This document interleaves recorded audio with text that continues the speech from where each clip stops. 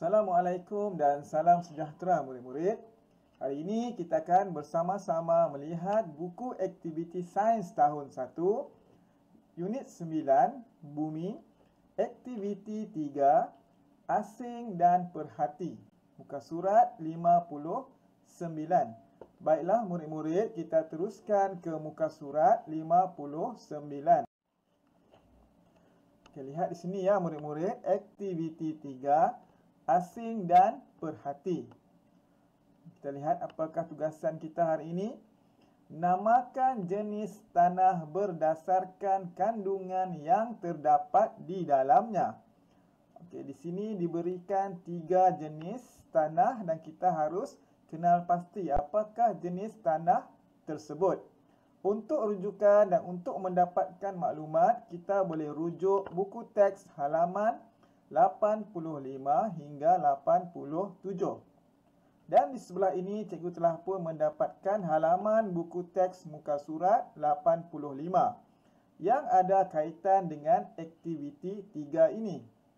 Di bawah tajuk tanah, di permukaan bumi terdapat beberapa jenis tanah yang penting untuk kehidupan. Nyatakan jenis-jenis tanah itu. Baiklah, di sini diberikan 3 jenis tanah, iaitu tanah kebun, tanah liat dan pasir. Baiklah, berdasarkan maklumat di sini, kita akan cuba menyelesaikan aktiviti 3. Kita akan membuat padanan. Okey, yang pertama kita lihat dulu apakah jenis tanah ini.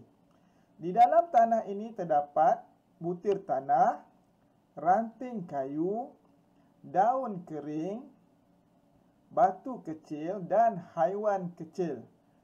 Jadi kamu perhatikan kembali buku teks halaman 85 dan kenal pasti apakah jenis tanah tersebut berdasarkan gambar yang diberikan. Okey. Dan di sini persamaan yang paling hampir adalah tanah kebun ya. Kerana jika dilihat di sini, tanah kebun mengandungi ranting kayu, ya.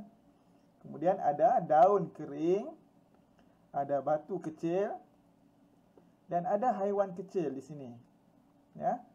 Jadi jawapan untuk gambar yang pertama adalah tanah kebun. Ya. Jadi nanti kamu tulis jawapannya di sini, tanah kebun. Kita lihat gambar yang kedua. Okey.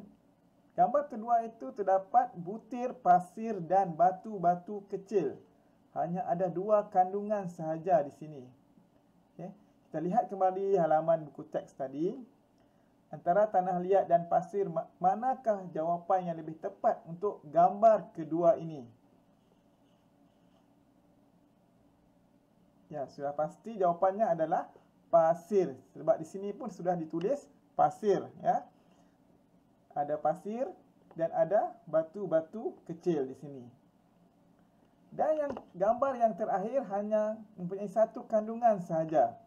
Butir-butir tanah yang halus, iaitu tanah liat. Ya. Hanya 1 kandungan sahaja. Tanah liat hanya mempunyai butir-butir tanah yang halus. Ya. Tanah liat boleh menampung air. Ya. Dan sesuai untuk tanaman seperti padi. Okey, tanah kebun amat sesuai untuk pelbagai jenis tanaman. Manakala pasir adalah sesuai untuk tanaman seperti pokok kelapa. Jadi cikgu ulang kembali jawapan-jawapannya. Okey, gambar yang pertama adalah tanah kebun.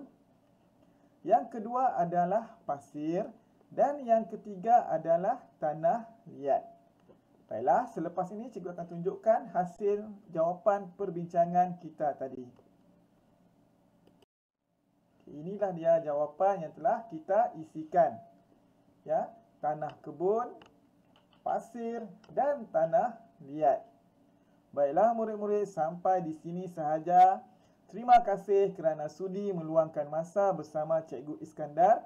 Sehingga kita bertemu lagi dalam aktiviti-aktiviti yang akan datang. Sekian, terima kasih.